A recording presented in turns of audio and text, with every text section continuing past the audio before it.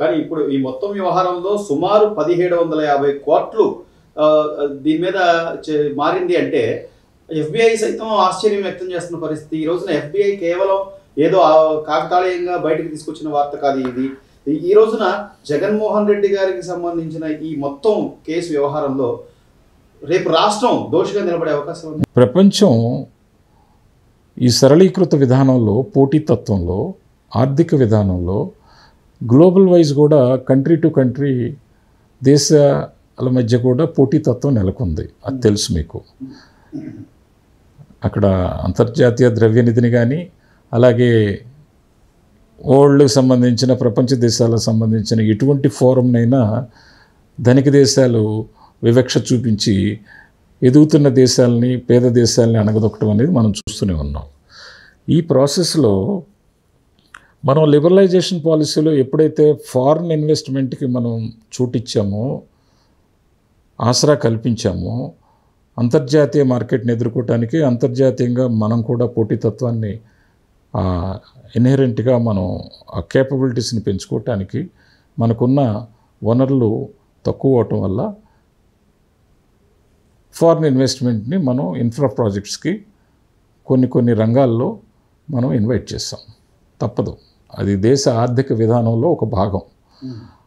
ఆ భాగంలోనే ఇటువంటి corporate sectors ఎవరైతే ఫారిన్ ఇన్వెస్టర్స్ ఉంటారో, ముదుపరులు ఉంటారో వాళ్ళని అప్రోచ్ అయ్యి అక్కడ ఆ సిస్టమ్ని మెలకువలు తెలుసుకొని వాళ్ళకి అవకాశాలు ఎక్కువ ఉంటాయి కాబట్టి ఆర్గనైజేషన్ పరంగా వ్యాప్తి చెందటానికి, అలాగే ఇండైరెక్ట్గా ప్రభుత్వ పెద్దల యొక్క అండదండలు ఉంటాయి బట్టి అక్కడ దాకా ఎగవాకి ఇన్వెస్ట్మెంట్ని తీసుకొస్తారు, తప్పులేదు. కానీ ఆ ఇన్వెస్ట్మెంట్ తెచ్చేటప్పుడు ఈ లెక్కలు వేసి ఇన్వెస్టర్కి, ముదుపరులకు కానీ ఇన్వెస్టర్కి కానీ వాళ్ళకి పవర్ పాయింట్ ప్రజెంటేషన్ ఇచ్చేటప్పుడు ఏం చేస్తారంటే, ఈ రేట్ వస్తుంది, దీనివల్ల 25 సంవత్సరాల్లో మీ ఇన్వెస్ట్మెంట్కి డివిడెండ్ రూపంలో కానీ లేకపోతే రేట్ ఆఫ్ రెవెన్యూ కానీ మీ ఇన్వెస్ట్మెంట్కి ఈ అవకాశాలు ఎక్కువ ఉన్నాయి కాబట్టి ఒక అగ్రిమెంట్ని తీసుకెళ్ళి అందులో ప్రైవేట్ అగ్రిమెంటు, ప్రైవేట్ పర్చేజెస్ కాకుండా గవర్నమెంటు రాష్ట్రాలతో కానీ కేంద్రంతో కానీ కేంద్ర కార్పొరేషన్ ద్వారా ఆ అగ్రిమెంట్ని ఫ్రేమప్ చేసుకొని తీసుకెళ్ళి అక్కడ ప్రజెంటేషన్ ఇచ్చుకుంటారు. లేకపోతే మేము ఇలా ఎంటర్ అవుతాము, మాకు ఈ అవకాశాలు ఉన్నాయి, మేము ఇలా పార్టిసిపేట్ చేశాము, మేము ఇలా కాంట్రాక్ట్లో ఉన్నాము, మీరు కనుక ఇంటర్ను ఒక మీరు కన్సెంట్ ఇస్తే మేము ఎంటర్ అయ్యి మీ దగ్గర ఇన్వెస్ట్మెంట్ అప్పుడు తీసుకొని దీన్ని పెట్టుబడి రూపంలో పెట్టి మీకు తగిన అందరికంటే ఎక్కువ ఆదాయాన్ని వనరులు మేము సమకూరుస్తామని చెప్పేసి ఒక అష్యూరెన్స్ ఇస్తారు. ఆ అష్యూరెన్స్ ఇచ్చే భాగంలో ఇక్కడ అగ్రిమెంట్స్, ఎంఓయూస్ ఎంటర్ అయిన తర్వాత దానిలో ఏదన్నా పొలిటికలైజ్ అయ్యి అంతర్గతంగా కుమ్ములాట్లు అయ్యి, లేకపోతే దీంట్లో ప్రాసెస్ సరిగ్గా జరగలేదని ఇన్ఫర్మేషన్ వెళ్ళినప్పుడు అక్కడ ముదుపరులకి ఎప్పుడైతే థ్రెట్ ఉందో దాన్ని లోతుగా పరిశీలించడం అనేది ఆ సంస్థలు, ఆ దేశంలో ఉన్న ఏజెన్సీలు చేయవలసిన బాధ్యత. అటువంటిప్పుడు ఎవరో తొందరపడి లీగల్ ఫోరంలో వేసినప్పుడు ఆ ఎంక్వైరీలో అవకతవకలు జరిగినాయని చెప్పేసి చేస్తే ఇప్పుడు నిన్న జరిగిన ఈ అదానీ ఒప్పందం ఇవన్నీ ఉంటాయి. అయితే అక్కడ దౌర్భాగ్యం ఏంటంటే 5 రాష్ట్రాలు దీంట్లో ఇన్వాల్వ్ అయినాయి అని, అందులో 2050 కోట్లు చెలుకు మనకి ముడుపులు ముట్టాయని చెప్పేసి ఒక అఫిడవిట్లో అక్కడ వాళ్ళ అబ్జర్వేషన్స్లో ఫైండింగ్ అవటం, అందులో ఎక్కువ భాగం 1750 కోట్లు ఒక ఆంధ్ర రాష్ట్రంలో జగన్ గవర్నమెంట్ ఉందంటాం. అలాగే ఇవాళ న్యూస్ ఐటెం ప్రకారం అప్పటి విద్యుత్ మంత్రి బాలినేని ఆయన నాకు అర్ధరాత్రి శ్రీకాంత్ గారు వచ్చి నాకు సైన్ చేయమన్నారు 1 గంటకి, నేను చేయలేదు, నెక్స్ట్ డే క్యాబినెట్కి తీసుకెళ్ళాను అని ఆయన ఒక సెన్సేషనల్ న్యూస్ ఒకటి రిలీజ్ చేయటం. వీటన్నిటి దరిమిల ఏమవుతుందంటే అనుమానం రేకెత్తించి దాని పూర్వాపరాలని పరిశీలించి అదే ఒక్క స్టేట్ గవర్నమెంటు పాత్రే ఉందని తెలిస్తే ఈ పాటికి ఇప్పుడున్న ప్రభుత్వం గట్టిగా స్పందించడానికి అవకాశం ఉంది. దీంట్లో మధ్యలో ఈ సెకీ ఉంది కాబట్టి అది వాళ్ళ దగ్గర కూడా కొన్ని వివరాలు తీసుకొని అసలు హోల్ ప్రాసెస్ ఎలా వెళ్ళింది, టెండరింగ్ సిస్టమ్ ఎలా వెళ్ళింది, ఎవరు ఎవరిని అప్రోచ్ అయ్యారు, ఎవరు ఎవరిని ముందు పిలిచారు, ఎవరు ఎవరితో సమావేశం అయ్యారు, ఎవరు ఎవరితో ఒప్పందాలు కుదుర్చుకోవడానికి ఇనిషియేట్ చేశారు, ఇది ఆ కార్పొరేషన్ ద్వారా పద్ధతి ప్రకారం వాళ్ళకున్న మొడాలిటీసు ప్రొసీజర్ల ప్రకారం చేశారా లేదా, వీటన్నింటినీ తెప్పించుకున్న తర్వాత కానీ మనం ఎక్కువగా స్పందించడం మంచిదనే ఉద్దేశంతో నిన్న ఒక్క నిమిషం నిన్న ఒక అసెంబ్లీలో కూడా చంద్రబాబు నాయుడు గారు ఒక స్టేట్మెంట్ ఇచ్చారు. కాబట్టి చూద్దాం. రాజకీయంగా చాలా అనుభవం ఉన్న వ్యక్తిగా ఈరోజు జగన్మోహన్ రెడ్డి గారి గత నేరారోపణకు సంబంధించినటువంటి ఆర్థిక నేరాలు లేకపోతే సిబిఐ ఎంక్వైరీ వీటి మీద ఇప్పుడు విదేశాల్లో దాని మీద ఒక స్టడీ ఇది తీసుకుంటున్నారు, స్టడీ కేసుగా. అంత జరుగుతున్నా కూడా మళ్ళీ మరోసారి విదేశాల్లో సైతం ఆయన మరో 1750 కోట్ల దీనికి పాల్పడ్డారంటే ఇలాంటి నాయకుడిని ఎప్పుడైనా చూశారా?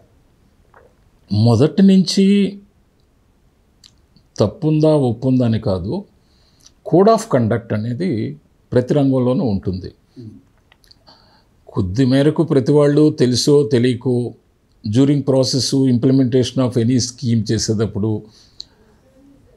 ఒక కుటుంబంలో కానీ వ్యవస్థలో కానీ ప్రభుత్వంలో కానీ కొన్ని లోటుపాట్లు ఉంటాయి. ఉండకుండా ఎవరు కూడా 100%గా సత్యహరిచంద్రులు నిష్ణాతులని చెప్పటం అది అవివేకం, అమాయకత్వం. అయితే అల్టిమేట్గా ఇంటెన్షన్స్ కరెక్ట్గా ఉన్నాయా లేదనేది ఏ వ్యక్తికైనా, అది ప్రభుత్వ అధినేతకైనా, వ్యవస్థని నడిపే వ్యక్తికైనా, ఆర్గనైజేషన్ పరంగా అయినా, కుటుంబ పరంగా అయినా మనం ఇంటిగ్రిటీ అనేది, కోడ్ ఆఫ్ కండక్ట్ అనేది ప్రధాన అంశం ఇక్కడ. ఆ అంశంలో భాగంగా మొదటి నుంచి కూడా జగన్మోహన్ రెడ్డి గారి ఆయన యొక్క వ్యాపార రంగం కానీ, రాజకీయ రంగం కానీ, ఆయన రాజకీయ జీవితం కానీ, వ్యాపార జీవితం కానీ వర్టికల్ గ్రోత్ ఉంది. మీరు చూడండి, ఆ వర్టికల్ గ్రోత్లో మనకున్న అవకాశాల్లో ఎవరికి రాని అవకాశం ఆయనకి ఎందుకు వచ్చింది? తండ్రి ముఖ్యమంత్రి అవటం వల్ల. అలాగే చాలామంది ప్రజాప్రతినిధులు వాళ్ళ యొక్క నిత్య జీవితంలో, రాజకీయ జీవితంలో ప్రజల సమస్యల మీద కానీ, వ్యక్తిగత సమస్యల మీద కానీ అప్రోచ్ అయినప్పుడు ప్రతిదీ ఒక కమర్షియల్ కోణంలో ఆయన చూశారు. అది మొట్టమొదటి క్యాన్సర్ వ్యాధి. రాజకీయ జీవితంలో అటువంటి రాజకీయ నాయకులు మన సమాజంలో తండ్రిని అడ్డం పెట్టుకొని జ్వరబడటం అనేది it's a big disease. Cancer వ్యాధి లాంటిది.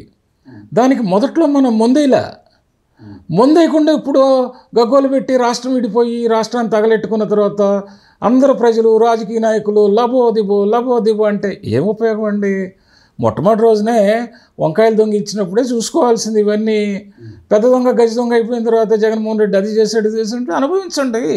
మీరు ఆ రోజున రాజశేఖర రెడ్డి ముద్దు బిడ్డ అని చెప్పేసి భుజాన్ని ఎత్తుకొని ముద్దులు ఆయన పెట్టినవన్నీ నమ్మి నిజమైన ప్రేమ, నిజమైన జీవితాలని, నిజంగా ఈ రాజకీయ నాయకుడు మన జీవితాలను బాగు చేస్తాడని చెప్పేసి మీరు అందరూ కూడా ఆయన ఎత్తినెక్కించుకున్నప్పుడు, మోసినప్పుడు తప్పదు అనుభవించాల్సిందే. ఇది ప్రజాస్వామ్యంలో ప్రక్రియ. ఇప్పటికీ కూడా నాకు 39% ఓటింగ్ ఉంది కదా, లేకపోతే రేపు 5 ఏళ్ళు కళ్ళు మూసుకోండి తర్వాత నేనే వస్తాను అని. ఇప్పుడు నేను ఒక చాలా సీరియస్ అంశం చెప్తున్నానండి.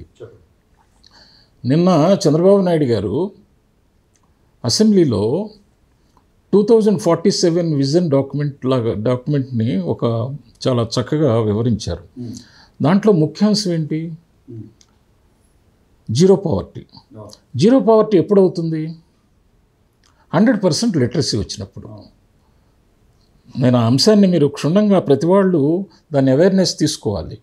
జీరో పవర్టీ కావాలన్నా రాష్ట్రం సాంకేతికంగా అన్ని విధాల నైపుణ్యంగా మనం కాంపిటీషన్, పోటీతత్వంలో ఇతర రాష్ట్రాలతో, ఇతర దేశాలతో తలపడాలన్నా తలసరి ఆదాయం ఆయన ఏమన్నారండి నిన్న? $8,000 అన్నారు తలసరి ఆదాయం. మీరు మీడియా అబ్జర్వ్ చేశారా? $40,000 సుమారు చెప్పారు. అంటే దగ్గర దగ్గర మీకు సంవత్సరానికి ఇప్పుడున్న డాలర్ విలువ సుమారు అరౌండ్ 80 రూపీస్ వేసుకుంటే 47 వచ్చేపాటికి అది 100 రూపీస్ అవుద్దో 150 అవుద్దో స్పెక్యులేటివ్లో ఈ తెలియదు మార్క విలువ. అంటే ఆల్మోస్ట్ ఆయన 50 లక్షల రూపాయలు పర్ హెడ్ కావాలని చెప్పేసి తలసరాదాయం ఒక అంచనా వేశారు కదా.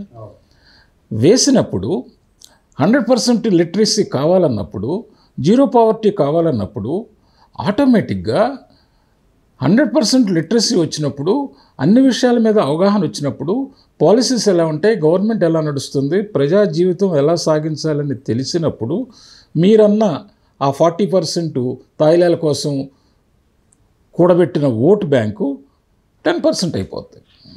దానికి ఒక్కటి సమాధానం నాది. చంద్రబాబు నాయుడు గారి యొక్క విజనరీ డాక్యుమెంట్ని చూస్తే ప్రతి వాళ్ళు తెలుసుకోవాల్సిందే, ఆయన సపోర్ట్ చేయాల్సింది.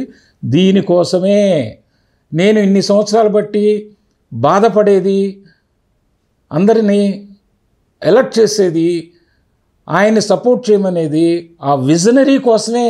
లేకపోతే చంద్రబాబు నాయుడు గారు మీద నాకు ఎక్స్ట్రా ప్రేమ ఏం లేదు. అందరూ ఆయన్ని నేను కాకాపడుతున్నారంటారు. నాకేం కాకాబట్టి ఆయన దగ్గర నేనేం పదవులు ఆశించలా, పదవులు తీసుకోలేదు.